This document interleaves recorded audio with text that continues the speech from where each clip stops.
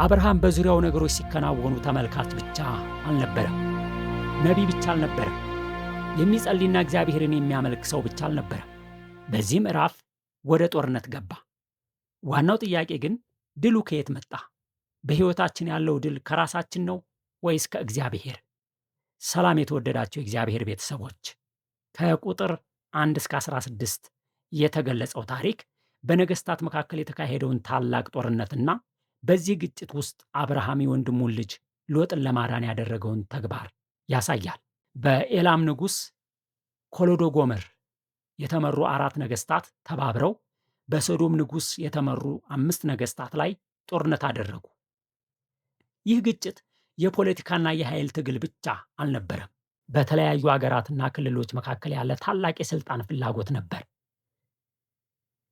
ኤላም በጥንታዊው የሜሶፖታሚያ ምስራቃዊ ክፍል የምትገኝ ጠንካራ መንግሥት ነበረች። በወታደራዊ ኃይሏ የታወቀች ነበረች። ከእርሷ ጋር የተባበረው ሰናዖር ወይም ባቢሎን በታሪክና በስልጣኔ የበረታ አገር ነበር። እግዚአብሔርን በመቃወምና ግንብ በመገንባት ታሪኳ ትታወቃለች። የኤላሳር ንጉሥ አርዮክ በዘፍጥረት መጽሐፍ ውስጥ የተጠቀሰ ሲሆን አልሐሳር በኡር አካባቢ ያለ ከተማ ሊሆን ይችላል የሚሉ አስተያየቶች አሉ። ግን ይህ በፍጹም የተረጋገጠ አይደለም።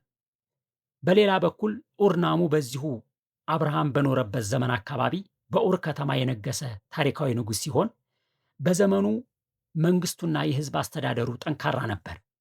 ስለዚህ አርዮክ እና ኡርናሙ አንድ ሰው ናቸው ወይም ደግሞ አርዮክ የኡር ንጉሥ ነበር ማለት ትክክል አይደለም። እንዲሁም አናቶሊያ የሚባለው ክልል ብዙ ነገዶችን የሚያካትት ሲሆን አውሮፓንና ኤዥያን የሚያገናኝ አስፈላጊ መሬት ነበር። በዚህ ክፍል የተጠቀሰው ሌላኛው ንጉሥ እነዚህን ነገዶች የሚያስተዳድር ሳይሆን አይቀርም። የሶዶምና የገሞራ እንዲሁም በአካባቢው ያሉ የከነዓናውያን ነገሥታት ለኮሎዶጎመር የኤላም ንጉሥ 12 ዓመት ተገዥ ሆነው ኖሩ። ነገር ግን በ13ኛው ዓመት ከዚህ አገዛዝ ለመውጣት ተነስተው አመፁ። ይህ ውሳኔ ጊዜያዊ ነፃነት መፈለግ ቢመስልም ያስከተለው ግን ከባድ ውጤት ነበር። በ14ኛው ዓመት ኮሎዶጎምር ከሌሎች ነገሥታት ጋር ተባብሮ ወጋቸው፣ አሸነፋቸው፣ ንብረታቸውንም ወሰደ። በመንገዳቸውም ያገኙትን ሁሉ በኃይል ተቆጣጠሩ። በዚህ ግጭት ውስጥ በቀጥታ ያልተሳተፈው ሎጥ እንኳን ተማረከ። ከብቱና ያለው ሁሉ ተወሰደ። ፖለቲካዊና ወታደራዊ ግጭቶች ንጹሐንንም እንኳ እንደሚጎዱ ያሳያል። ከዚያ በኋላ የአብርሃም ልብ ግልጽ ይሆናል። ሎጥ ምንም እንኳ ለእርሱ ችግርና ሸክም ቢሆን አብርሃም አልተወውም፣ አልተቆጣበትም። እንደተማረከ በሰማ ጊዜ ለማዳን ተነሳ። ይህ እውነተኛ ፍቅርና መስዋዕትነት ነው። እምነት ለሌሎች ጥቅምና ደህንነት እንድንቆም ያደርገናል። ይህም ከፍተኛ መንፈሳዊነት ደረጃ ነው። የኢየሱስ ክርስቶስ ፍቅርን ያሳስባል። እኛ ገና በኃጢአት ሳለን ወደደን፣ ጠላቶቹ ሳለን ራሱን ሰጠን። እንዲሁም አብርሃም ሎጥን ለማዳን ራሱን አደጋ ላይ አኖረ። ይህ እምነት በተግባር እንዴት እንደሚገለጥ ግልጽ ምሳሌ ነው። በተጨማሪም ይህ አንድ ታላቅ መንፈሳዊ እውነትን ያሳያል። የሰው ምርጫ እርሱን ብቻ አይነካም፣ ሌሎችንም ወደ አደጋ ሊያስገባ ይችላል። ሰው ከዓለም ጋር በቅርብ ሲኖር የዓለም ችግር ከእርሱ አይርቅም። ሎጥ መጀመሪያ በዓይኑ መርጦ ወደ ሶዶም ቀረበ። ይህ ውሳኔ ግን በመጨረሻ ወደ እስርና ኪሳራ መጣው። ይህም ዛሬ ስጋዊ ክርስቲያኖችን ያስጠነቅቃል። በዓለም የሚኖሩ ከዓለም መከራ አይለዩም። አብርሃም ያገኘው ድል ከቁጥር ወይም ከሰው ኃይል አልመጣም። 318 ሰዎች ብቻ ነበሩት። ይህ ቁጥር ከኃያላን ነገሥታት ታላላቅ ሰራዊቶች ጋር ሲነጻጸር እጅግ ትንሽ ነበር። ነገር ግን እነዚህን ኃያላኖች አሸነፉ። ይህን ሁኔታ ከጌዲዮን ታሪክ ጋር ማነጻጸር ይቻላል። እርሱም በትንሽ ቁጥር እግዚአብሔርን ተመክቶ ታላቅ ድል አግኝቶ ነበር። እንዲሁም አብርሃም በቁጥር አልተደገፈም፣ በእግዚአብሔር ተደገፈ። ይህም ድል ከእግዚአብሔር እንደሚመጣ ግልጽ ያደርገዋል። ይህ ጦርነት በውጭ የፖለቲካና የኃይል ግጭት ቢመስልም በውስጡ ግን የመታዘዝና የእብሪት ውጤትን ያሳያል። በሰው ዓይን ሲታይ በታላላቅ ኃይሎች መካከል የተደረገ ቢሆንም አብርሃም በመካከላቸው እንደ ትንሽ ሰው ቢታይም፣ ነገር ግን መንፈሳዊ እውነቱ ይህ ነው። የእግዚአብሔር ሰው ትንሽ ቢመስልም በእውነቱ ታላቅ ኃይል አለው። ከእግዚአብሔር ጋር ያለ ሰው እውነተኛ ኃይል ያለው እርሱ ነው። የእውነተኛ ድል መሠረቱም እግዚአብሔር ነው። አብርሃም ተግባራዊ ሰው ነው፣ ወደ ጦርነት ገባ። ነገር ግን የተማመነው በራሱ አልነበረም። ሕይወቱ በእምነት በጸሎትና በአምልኮ የተገነባ ነበር። ሰው በእግዚአብሔር ተደግፎ ሲቆም በሕይወት ውጊያዎች ሁሉ ድል እንደሚኖረው ያሳያል። የእምነት ሰው በዝምታ ብቻ አይኖርም። ጊዜው ሲደርስ ይነሳል፣ ይዋጋል፣ ነገር ግን ክብርን ሁሉ ለእግዚአብሔር ይሰጣል። ይህ ድል በሦስት ነገሮች የተመሠረተ ነበር። መጀመሪያ በእግዚአብሔር እርዳታ የተገኘ ነበር።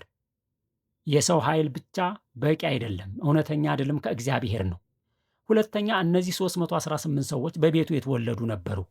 ይህም ታማኝነታቸውን፣ ስልጠናቸውንና ዝግጁነታቸውን ያሳያል። ዝግጅትና ታማኝነት ለድል ያግዛል። እንደ ዘፍጥረት ምዕራፍ 17 መሠረት በቤቱ የተወለዱት ሁሉ የቃል ኪዳኑን ምልክት ተቀብለው ከእግዚአብሔር ጋር ቃል ኪዳናዊ ግንኙነት ውስጥ ይሆናሉ።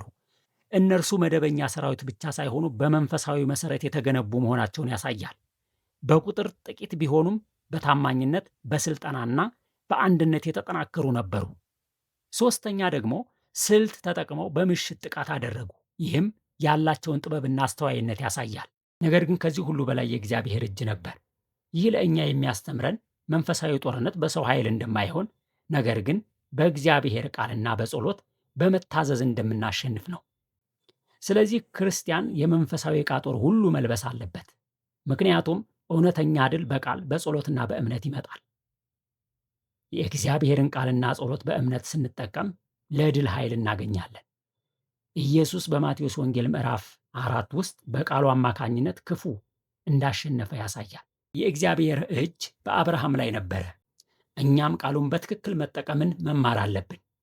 በተጨማሪም ለድል ራሳችንን ለእግዚአብሔር ማስገዛትና ፈቃዱን መከተል ያስፈልጋል።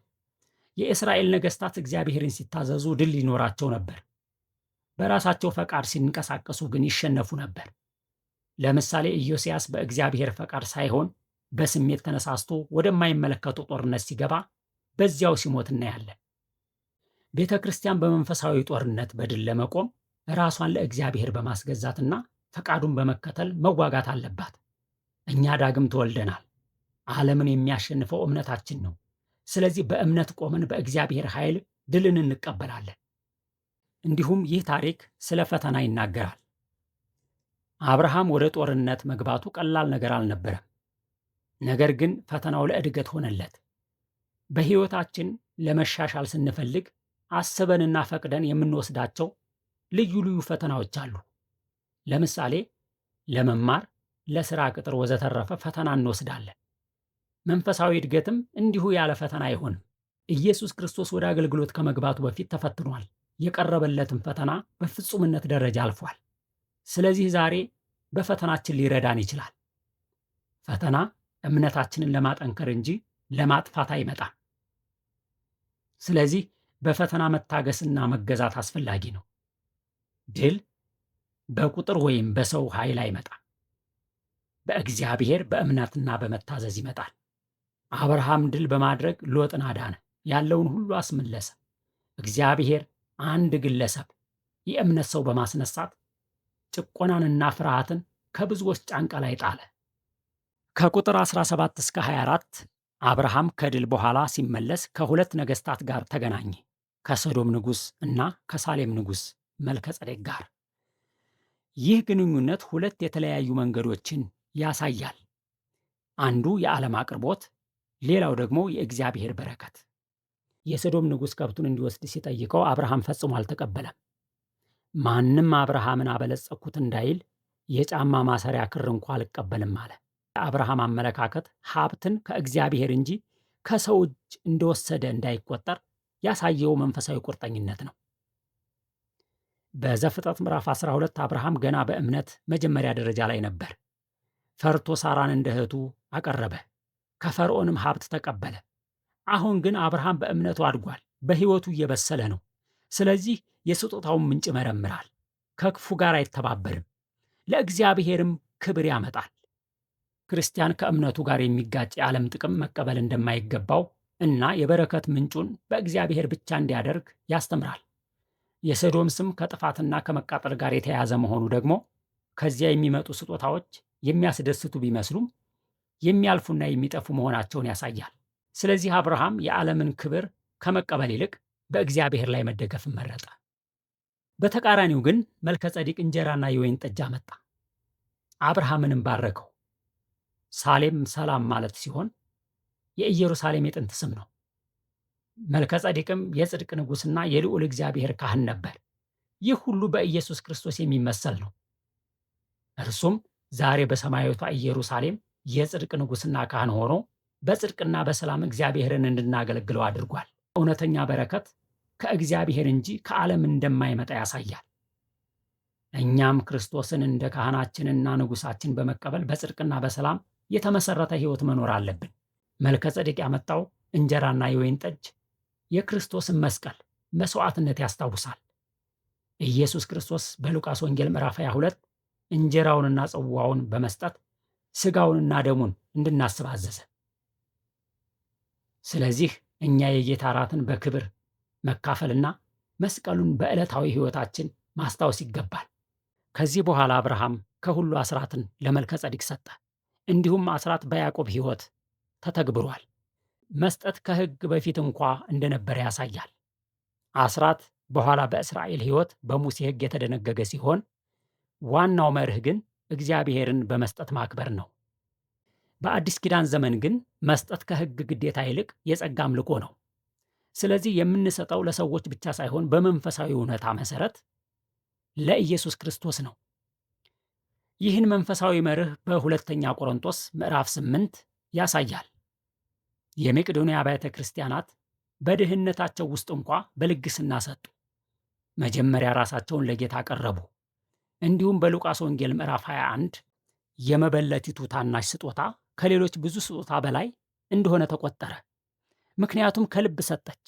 ይህ ክፍል ክርስቲያኖች መስጠትን እንደ አምልኮ እንዲመለከቱ ያስተምራል። ከግዴታ ሳይሆን ከፍቅር እንዲሰጡ እና በልግስና በጸጋ እንዲኖሩ ያበረታታል። እንዲሁም እውነተኛ እምነት በምስጋናና በልግስና እንደሚገለጥ ለእግዚአብሔር ምላሽ እንደሚሰጥ ያሳያል። ዘፍጥረት ምዕራፍ 14 በአጠቃላይ በጊዜው በነበሩ ታላላቅ ነገሥታት መካከል የተነሳ ጦርነትን ይገልጻል። በዚህ ጦርነት ሎጥ በሰዶም ንጉሥ ግዛት ውስጥ ስለነበረ ተማርኮ ተወሰደ። አብርሃም ግን 318 የተዘጋጁ ሰዎችን አሰልፎ ጠላቶችን በመከታተል አሸነፈ፣ ሎጥንም አዳነ። ይህ አብርሃም በእግዚአብሔር ላይ የነበረውን እምነት፣ ድፍረትና በችግር ውስጥ መታመንን ያሳያል። ከድሉ በኋላ አብርሃም ከሰዶም ንጉሥና ከሳሌም ንጉሥ መልከ ጼዴቅ ጋር ተገናኘ። የሰዶም ንጉሥ ከብቱን እንዲወስድ ቢል አብርሃም አልፈቀደም። ምክንያቱም ማንም እኔ ያበለጸግኩት እንዲል አልፈለገም። ይህም ከዓለም ተጽዕኖ ይልቅ በእግዚአብሔር በረከት ላይ መደገፍን ያሳያል። በተቃራኒው መልከ ጼዴቅ እንጀራና የወይን ጠጅ አመጣ እና አብርሃምን ባረከው። እርሱም የጽድቅና የሰላም ንጉሥ ሲሆን የኢየሱስ ክርስቶስ ምሳሌ ነው። እንጀራና የወይን ጠጅ ደግሞ የኢየሱስ ክርስቶስን መስዋዕትነት ያመለክታል። አብርሃም ከሁሉ አስራትን ለመልከ ጼዴቅ ሰጠ። ይህም መስጠት እንደ አምልኮና እግዚአብሔርን እንደ በረከት ምንጭ መቀበልን ያሳያል። በአጠቃላይ ይህ ምዕራፍ የእግዚአብሔርን ጥበብ፣ ጥበቃና በረከት ይገልጻል። አብርሃም ያሳየው እምነትና ድፍረት በችግር ውስጥ እንኳ በእግዚአብሔር መታመን እንደሚቻል ያስተምራል። መልከ ጼዴቅም ደግሞ ክርስቶስ እንደ ንጉሥና ካህን ሕዝቡን የሚባርክና የሚያድን መሆኑን ይጠቁማል። የዛሬውን ጥናታችንን በዚህ ጨርሰናል። ቀጣይ እስከምንገናኝ መልካም ቀን